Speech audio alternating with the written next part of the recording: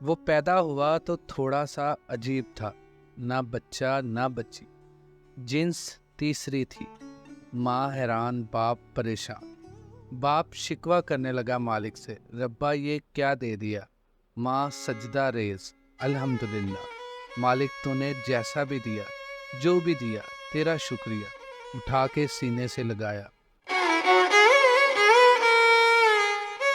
माँ का दूध सिर्फ बच्चे या बच्चियां नहीं पीते, तीसरी जिस भी पीती है।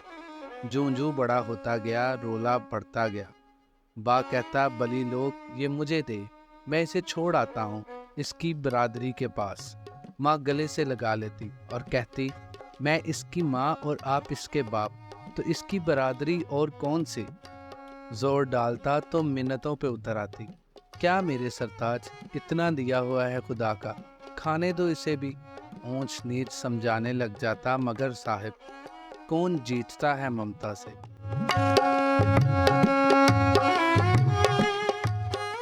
माशरे में रोला बढ़ता गया। बाप बाहर जाता है, इशारे होने लगते हैं। वो देख, वो इसके घर खुसरा पैदा हुआ। वो देख, खुसरे का बाप जा रहा है। सरगोशियां मगर ऐसी कि जिसके बारे में की जाए वो सुन ले। बरादरी वाले शोर करते हैं, भाई बेइज्जती हो रही है हमारी माशरे में, इसको क्यों नहीं छोड़ते किसी गुरु के पास। लोग कहते हैं हमें, वो देखो इनके चचाजाद के घर खुसरा है, मामूजाद के घर खुसरा है। वो पक्का इरादा कर लेता, मगर बीवी न मानती, सो ना काम रहता। 5 साल गुजर गए। अल्लाह ने मजीद औलाद अता फरमाई, एक बच्चा और एक बच्ची।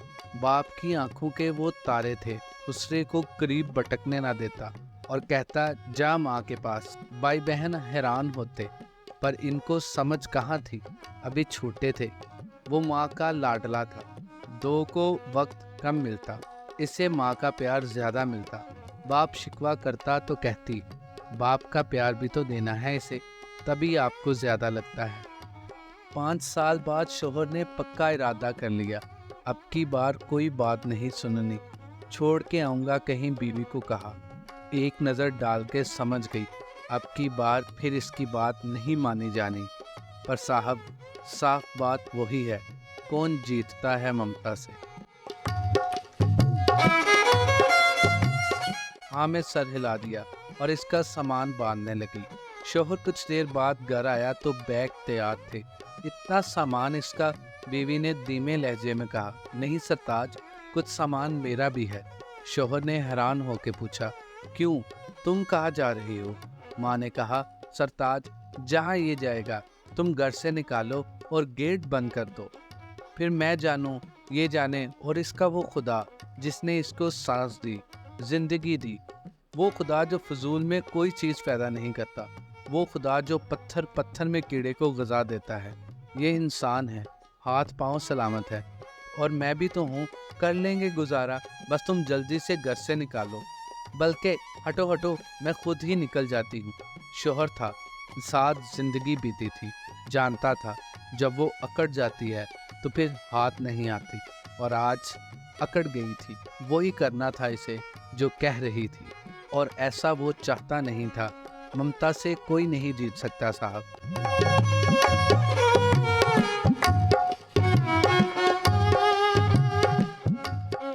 फिर कभी जिक्र ना हुआ, खामोशी हो गई। 3 साल तक एक और बेटी आ गई, मगर माँ का लाडला वही खुसरा रहा। वो 10वें साल में था जब माँ चल बसी। कुछ भी ना था, कोई बीमारी नहीं थी, बस रात जो सोई और सुबह उठ ना सकी। रोशनियों भरा घर वीरान हो गया था, मगर इसकी तो दुनिया ही वीरान हो गई थी। अभी कब्र की मिट्टी खुश्क ना हुई थी कि बाप ने घर से निकाल दिया और कह दिया कि जा, चला जा, अब तेरा इस घर में कुछ भी नहीं। खामोशी से निकला, माँ की कब्र पे गया, दिल भर के रोया, बहुत रोया। मन हल्का हुआ तो शहर की जानिब रवाना हुआ। कदम कदम पर सितम करने वाली दुनिया में गुम हो गया। बाप ने शुक्रिया अदा किया कि जान छूट गई, मगर अभी गहरा गाँव बाकी था। घर से निकल जाने के बाद वो दरख्त से गिरे पत्ते के जैसे था, हवा जिधर चाहे उड़ा कर ले जाती। ऐसा ही हुआ, एक जगह से दूसरी जगह, यहाँ वहाँ कभी किसी वर्कशॉप में छोटे की नौकरी मिली, तो कहीं होटल का बहरा बना। बेपनाह हुस्न और कदो-खाल में नस्वानीपन इसके लिए अजाब ठहरा। इंसान नुमा बीड़िए इस पर चिपटते वो भाग पड़ता। इसी भाग दौड़ में शहर के मरूफ शख्सियत हाजी होटलों वाले के होटल में जा पहुंचा। हाजी होटलों का मालिक था। शहर में इसके कई होटल, प्लाजे, मार्केटें और ट्रांसपोर्ट भी थी। दलेर और असूली आदमी था। साफ शफाफ और खरापन असूल था इसका। कहता, बाबा होटल बना हुआ है आपके लिए, कुर्सियां लगी हुई हैं आपके लिए, दरियां चारपाइयां बिछी हुई हैं आपके लिए। यहाँ बैठो, खाओ पियो, जब तक चाहो रहो, कोई उठाने वाला नहीं। मगर धंधा और नशा होटल से बाहर। यहाँ ऐसा कुछ करोगे तो पछताओगे। यहाँ इसके कदम थम गए, शनाख्त ज़ाहिर हो गई। कई दरिंदों ने पेशकदमी की, मगर यहाँ हाजी था। कहता, लाडले तू जैसा भी है, जो भी है, जब तक हाजी के पास है, कोई माँ का लाल तुझे कुछ नहीं कह सकता। हुआ भी ऐसा। दो चार ने पेशकदमी की, हाजी आड़े हाथ आया, खुद बेइज्जती कर देता, दूसरे खुद डर गए।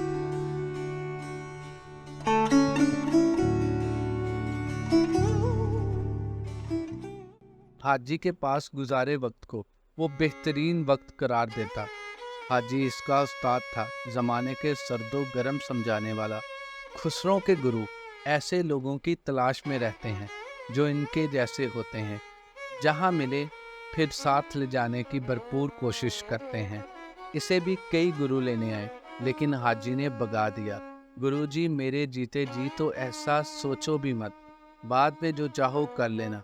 वो बचा रहा। 2 साल बाद होटल के साथ पान सिगरेट का खोखा पहले मालिक ने बेचा, तो हाजी साहब ने खरीद कर इसे वहाँ बिठा दिया और कहा, ले लाडले, ये तेरी दुकान है, कमा और खा। 17 साल तक वो इसी खोखे में ही रहा। गुरु आते रहे और वो ना करता रहा। कैसे छोड़ता अपने मोहसन हाजी साहब को, लेकिन एक दिन मोहसन खुद इसको छोड़ गया।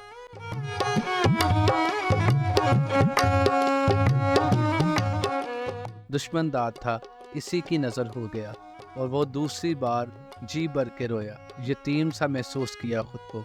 साए से यकदम गहरी चलचलाती धूप में आ पड़ा। हाजी क्या मरा कि इस पर नश्तरों की बुछाड़ हो गई। कौन रोकता।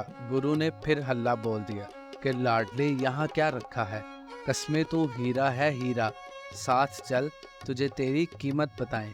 वो ना जाता, मगर नश्तर दिन रात छुपते नश्तर। कोई ठिकाना तो करना था, सो खोखा छोड़ा, गुरु के आस्ताने आ बैठा। वो वाकई हीरा था। गुरु ने तराशा तो इसे खबर हुई। 1 साल में ही डांस में ताक कर दिया। स्टेज पर जाता तो समा बांध देता। ऐसा नाचता वजद में के नजर ना टिकती। तमाशाइयों के हाथ ना रुकते वेल कराते हुए। ये नई जिंदगी थी। इसके 2-3 साल यहाँ बीते। यहाँ तीसरे जिन्स के लोग आबाद थे, सो बंटवारा नहीं था। इसकी वजह से गुरु का ग्रुप पूरे शहर में मशहूर हो गया। नाम था कोई नहीं, बल्कि लाडले से लाडी हो गया। पता ही ना चला। एक दिन फारग था। कुछ दिन पहले गुरु ने इसको एक प्लॉट लेके दिया था। इसने सोचा उधर चक्कर लगा लें। वैसे भी धंधा ज़रा ठंडा है, तो क्यों ना इसकी 4 दीवारी ही बनवा ली जाए। यही सोचकर गुरु से इजाज़त चाही, तो इसने कार्ड जोली में फेंक दिया और कह दिया कि लाडी, ये आज रात के प्रोग्राम का कार्ड है। नाम, पता और ठिकाना लिखा हुआ है। आज किधर ना जाओ, बड़ा प्रोग्राम है, आराम करो। इसने कार्ड पर नज़र डाली। बुलाने वाले का नाम मलक ताज था। नाम पढ़ते ही एक सनसनी इसके पूरे जिस्म में दौड़ती चली गई। कार्ड घिर गया। प्रोग्राम इसने बहुत किए थे। मारूफ डांसर था, रोज़ का मामूल था। प्रोग्राम बड़ा हो या छोटा, इसे गर्ज नहीं थी, मगर ये मलक ताज का प्रोग्राम था। अजीब हालत हो गई थी इसकी। वो नाचना चाहता था और नहीं भी। इसने गुरु से पूछा, गुरु ये प्रोग्राम किसने दिया है?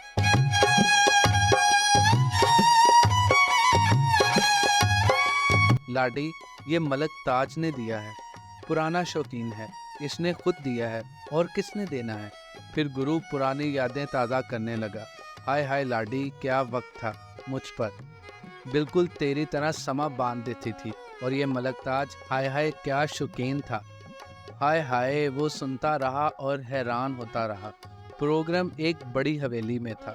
दो हिस्से थे प्रोग्राम के। एक तरफ बकौल गुरु के 10-20 रुपए वाले शौकीन, दूसरा हिस्सा मुअज्जिज़ीन के लिए था, जहां नोटों की बारिश हुआ करती थी। गुरु को हुक्म मिला था कि खास पीस बचा के रखना। गुरु ने इसे और एक दो डांसर को रोक लिया, मगर लाडले ने इनकार कर दिया। आज खास प्रोग्राम में बस मैं नाचूंगा, कोई दूसरा नहीं। ऐसे होता नहीं था, मगर पता नहीं इसके जहन में क्या बात थी। गुरु इनकार ना कर सका। प्रोग्राम शुरू हुआ। पर्दे के पीछे देखता रहा। खूब हावकारी मची हुई थी, मगर इसकी नजरें दूल्हे पर टिकी हुई थी। पलक चपकाए देख रहा था। गुरु से ये छुप ना सका, तो पूछ बैठा, लाडी बताओ क्या मसला है आज तुझे? मैं देख रही हूँ तू हंसना चाहती है और रो पड़ती है, रोना चाहती है तो हंस पड़ती है। तू खुश भी बहुत है और गमगीन भी बहुत है। बोल मसला क्या है? दो आंसू आंखों से निकले। यकजदा रख्सारों पर लकीर डालते कहीं गिर गए और वो रोते हुए हंसने लगा। गुरु बस आज देखो, फिर ना ऐसा प्रोग्राम कभी देखा होगा और ना कभी देखोगे जैसे आज है। लियारी बजे के बाद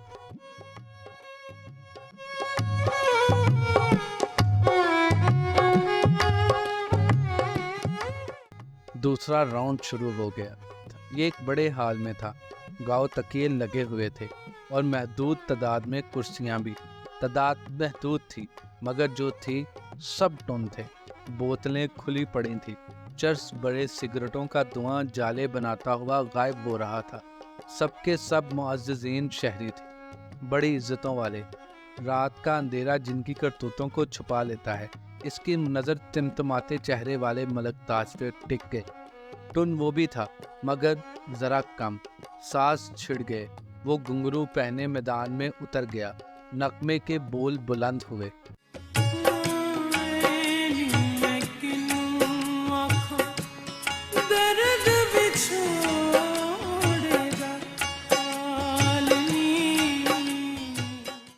छन छिन छिन छना छन। एक बिजली सी गूंदी इसकी रगो पा में। पाँव थे जो टिकते ही न आते। सांस क्या कह रहे थे, आवाज क्या कह रही थी, कुछ पता नहीं। वो खुद बेकाबू था। गुरु समेत सब पुराने शौकीन हैरत ज़दा थे। ऐसा डांस कहीं नहीं देखा था। गुरु को इसकी आंखों में नमी नजर आई। साथ वाली से बोली, हाय हाय जेतू, लाडली की आंखों में लहू के अथरू नजर आ रहे हैं। अल्लाह खैर करे। फिर आज खैर नहीं। वो नाचता रहा और नोट निछावर होते रहे। बहके शराबी आगे बढ़ते रहे और लिपटने की कोशिश करते रहे। लिपट ना सके, दूर जा गिरते। मगर मलक ताज जब करीब आया, वो खुद सिमट कर बाहों में आ गया। इसके तमतमाते चेहरे पर फख्र और गुरूर की लाली उभरी। देखो, जो किसी को हाथ लगाने नहीं देता, वो मेरे पास खुद चला आता है। 3 घंटे गुजर गए, वो नहीं थका, मगर देखने वाले लुढ़क गए, मदहोश हो गए, बेतरतीब हो गए। प्रोग्राम रुक गया। मलक ताज और कुछ होश में थे। रवाज है कि ऐसे मौक़ों पर जो मेज़बान होते हैं आगे बढ़ते हैं और नोटों के हार गले में डालते हैं, कुछ नकद देते हैं और तब डांस पार्टी रुखसत होती है।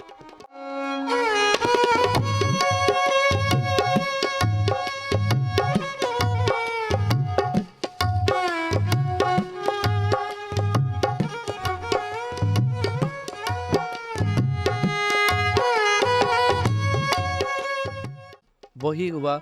मलक ताज ने सबके गले में हार डाल दिए और आखिर में था निगाहें मतलाशी किसी की। खिलाफे मामूल नोटों का थैला इसने नोट लेने वाले से ले लिया था, अब इसके हाथ में था। आखिरकार वो मलक ताज के रूबरू पहुंचा। निगाहें मिलाई। एक शैतानियत लिपकी मलक की आंखों में। हाथ बहके रुखसारों पर लगे। हार पहना दिया और ख़त्म। नहीं, ख़त्म कहाँ? लाडले ने हाथ पकड़ लिया। पहचाना मलक जी? गुरु तनकर खड़ा हो गया। जिस दास्तान ने आज मुनकशफ होना था, इसका वक्त आ पहुंचा था। मलक ने कहा, नहीं लाडी, आज पहली बार देखा है, पर गर्विदा हो गया हूँ। इसने हार उतारकर हाथ में पकड़ लिया। पर मलक जी, मैंने तो पहली बार नहीं देखा। आहिस्ता आहिस्ता करीब होता गया। बाहों में सिमट गया। मुद्दत से तरसा हुआ हूँ इन बाहों में आने के लिए, इतना करीब होने के लिए। हाय हाय लाडी, आज तो दिल जीत लिया तुमने। हाथ जानिब जेब बढ़े कुछ निछावर करने को, मगर लाडले ने पकड़ लिया। नहीं मलक जी, अब बस, और कुछ नहीं लेना। अब मैंने निछावर करना है, निछावर होना है। बस एक गुरु जानता था कुछ होने वाला है, पर क्या, ये इसे भी मालूम नहीं। लाडले ने हार उतार कर मलक के गले में डाल दिया, आंखें आंखों में डाली। आज तक खुसरे लेते रहे हैं, वेल बधाई हार, मगर आज मैं देके जा रहा हूँ। मलक जी, लाडले ने नोटों का थैला खोला, नोट पकड़े और मलक ताज पर फेंक दिए। मुझे पहचानो मलक जी, मैं वो बदनसीब हूँ जिस पर इसका बाप आशिक है। ये लो मलक जी, एक खुसरे की वेल अपने बाप पर। दिल दहक सा रह गया, नशा गहरा होता होता उतर गया। बंद आंखें पूरी की पूरी खुल गईं। गुरु को झटका लगा, साथी थरा कर रह गए। जागते सोते शौकीन जाग गए। ये क्या कह रहे हो? नोटों को परे धकेलता मलक हाजी चीखा। पर कहाँ था वो? नोट फेंकता था, रोता जाता था, कहता जाता था। वो नोट फेंकता था, रोता जाता था, कहता जाता था। वेल अफलाक अहमद की वेल मलक ताज पर, एक आधे बेटे की वेल, एक आधी बेटी की वेल, बाई की शादी की वेल, एक खुसरे को अपने बाप पर वेल।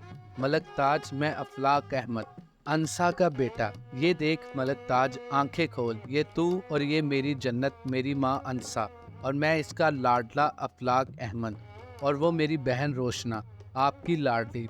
पर कहाँ चलते हैं रिश्ते पक से? वो तो था दुत्कारा हुआ, अब कौन बहन और कौन भाई? वो बिलक बिलक कर रो दिया, खुद क्या नशइयों को भी रुला दिया।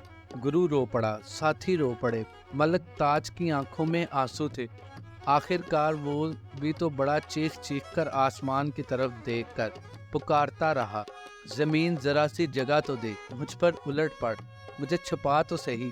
मगर साहब, ऐसे मौक़ों पर धरती जगह नहीं दिया करती, बल्कि पैरों से पकड़ के यूं धड़म से गिराती है जैसे गिर गया था वो अपनी नज़रों से। लाडला रोता जाता और नोट फेंकता जाता। लाखों मिले तेरे घर पे, एक नोट लेके नहीं जाना। ये ले वेल, इतना ही खाता सारी जिंदगी में जितना आज एक रात में मुझ निछावर कर गए हो। एक कमरे में रह लेता। इतने में गुरु आगे बढ़ा, साथी बढ़े, संभाल लाडले, संभाल खुद को। वो बिलकता नोट फेंकता रहा, तड़पता रहा। गुरु, मेरे गुरु, आज तो लुटा दे जो मिला, चल उठ, मुझे ले चल यहाँ से। गुरु इसका गुरु था, मैं और आप कोई नहीं पहुँच सकता इस दर तक जो अफलाक अहमद उर्फ लाडले या लाडली को था। गुरु पहुँच सकता था, सो पहुँचा। उलट दिया नोटों का बैग मलक ताज पर, जो अब नोटों में छुपा सिसक रहा था। अल्लाह जाने किस बात पे। इतनी घुटन ना थी जिंदगी हमारी।